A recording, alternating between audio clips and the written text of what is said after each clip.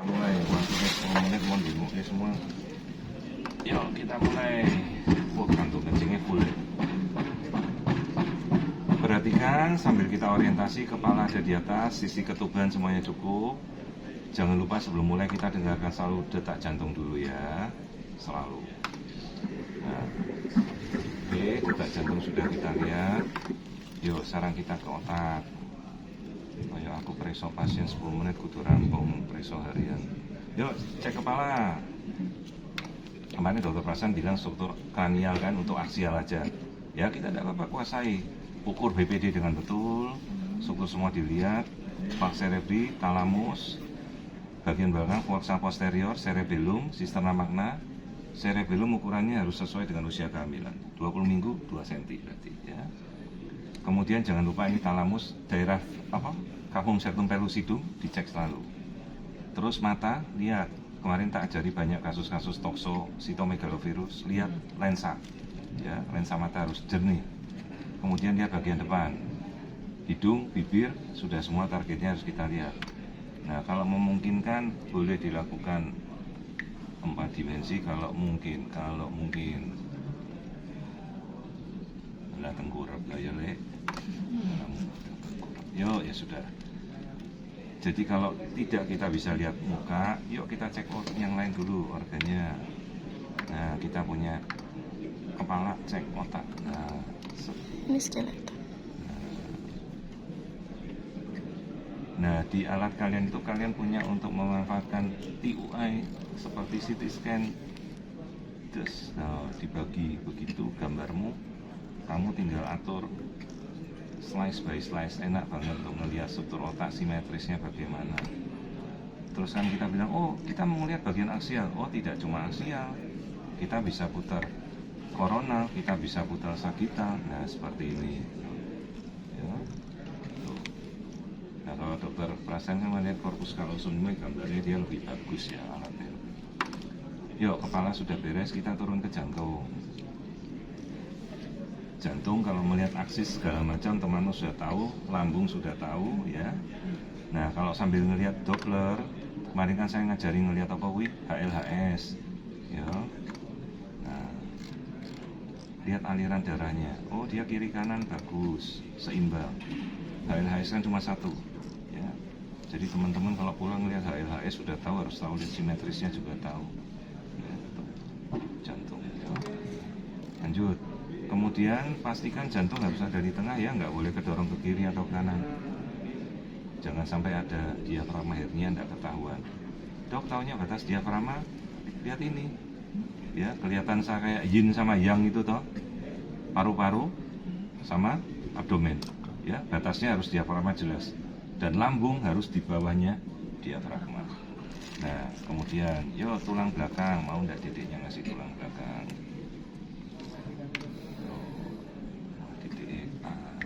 Terus ya. Nah, coba aja dapat tulang belakang, wah gerak lagi. Nah ini kalau kita dapat gambaran tulang belakang, biasa kalau dia pas diem enak. Nah kita bisa lihat pakai statik 3 dimensi begitu untuk melihat tulangnya ya. Nanti kalau pas ada. Kalau kalian mau lihat yang macam-macam ada di YouTube saya banyak. Oke lanjut. Lambung sudah, liver sudah, sampai bawah. Kandung kencing selalu harus dicek ya. Karena kalau kita lihat ketuban jumlahnya sedikit, bukan bu minum yang banyak. Kandung kencingnya si bayi ada enggak, jangan sampai agenesis ginjal. Selalu kalau yang ketuban dikit yang disalahkan ibunya kurang minum, tidak, ginjal harus dilihat. Nah itu ya lambung tadi sudah, kita lihat kandung kencingnya normal ya. Kelamin standar, jangan lupa ngelihat anus, kalau bisa cek anus. Nah, ini anusnya daerah situ ya. Kaki lurus semuanya oke. Nah tuh nyalakan Doppler USG sekaligus. Nah ya, jadi sekaligus kita 10 menit bisa ngelihat semua. Jreng. Plasenta ada di atas, tidak nutupi jalan lahir. Nah kemudian yuk jangan lupa yuk mulai biasakan ukur Doppler ya. CTG boleh, tapi CTG itu tidak akurat kalau kamu sudah telat. Kondisi perburukan 2 minggu kita udah telat. Jadi Mau lihat aliran darah, tali pusat melilit, simpul, pakai ini. Ya, bisa dibandingkan antara yang free loop, tuh 5 menit. Bisa bandingkan antara free loop dengan yang masuk ke dalam umbilical insisi insersi. Nah, setelah itu kan kalian bisa bandingkan. Toh kita sudah tahu umbilical cord. Kita mau coba ya ukur si cerebromedia ya, bandingkan, namanya cerebroplacental index ya. Nah, jadi kalau kita bisa tahu cerebroplacental index, loh, kok rasionya terbalik ya dok? Jangan-jangan growth restriction apa tidak ada yang ngalir lagi? Cuma harus dedeknya diam, geser sedikit, goyang terus. Loh, oke. Ini dari cerebromedia. Tuh, lagi cerebromedia ya. Cerebro bandingkan umbilical cord, nanti dapat rasio. Terus mulai sekarang ayo latihan ngukur coiling tali pusat. Pernah dengar enggak? Belum. Tali pusat itu bisa berpindah kayak kabel telepon. Iya, betul. Nah, mulai biasakan lihat, ukur, coba. Taunya bagaimana dok? Pakai satu gelombang amplitudo kan, dari biru ke biru atau dari merah ke merah. Nah, dari jarak ini berapa gitu. Nah, kayak gini. No. Nah, ini kan biru ke biru ceritanya. Perbesar lah gitu. Indeksnya berapa sih, Dok? 1 sebagai koefisien dibanding berapa senti. Nah, senti itu berarti dari Distance bawah. distance. Nah, dari sini tahu 1 amplitudo ke sini. Nah, nilai normal itu adalah 0,3 sampai 0,55. Kalau dia coilingnya tinggi, ya, berarti indeks resistensinya makin kuat, nggak ada yang ngalir. Nah, 1 dibanding 2 cm, 0,5 masih dalam batas yang normal, ya. Tuh. Jadi kita tahu coiling index. Jadi kalau lihat kalian, loh, kok tali pusatnya kayak kabel telepon zaman dulu itu, hati-hati. Dok, bisa diapakan? Ya gak bisa diapa-apakan, terima nasib. Nah, kadang terminasinya itu Kalau di minggu yang sudah mencukupi, kadang bingung muter-muter. sekarang gini, kalau kita dapat pasien anak pertama, sudah nikah 15 tahun, bayi tabung, nempe coiling, apa yang mau kamu lakukan di 32 minggu? Iya, Tak lahir ki, terminasi. sebelum telat. Udah dipatangin paru dulu. Pematangan paru dulu. Pematangan paru gue apa?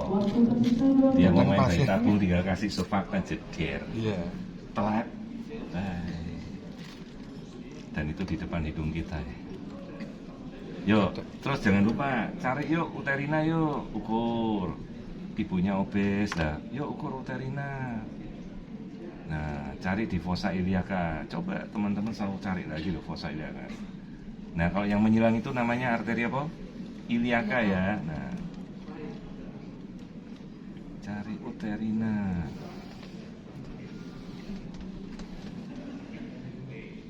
Nah, kita coba.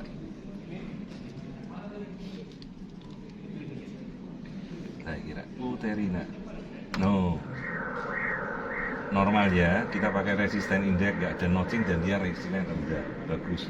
Jadi sekalipun ibunya obes, dia nggak ada kecenderungan untuk preeklamsi, tapi selalu harus dijaga berarti. Terus jangan lupa ngukuran biometri ya. Tadi kan, kita biometri standar tahu 20 minggu. Ukurannya sesuai, jangan sampai nggak kelacak mikrocefali apa makrocefali ya.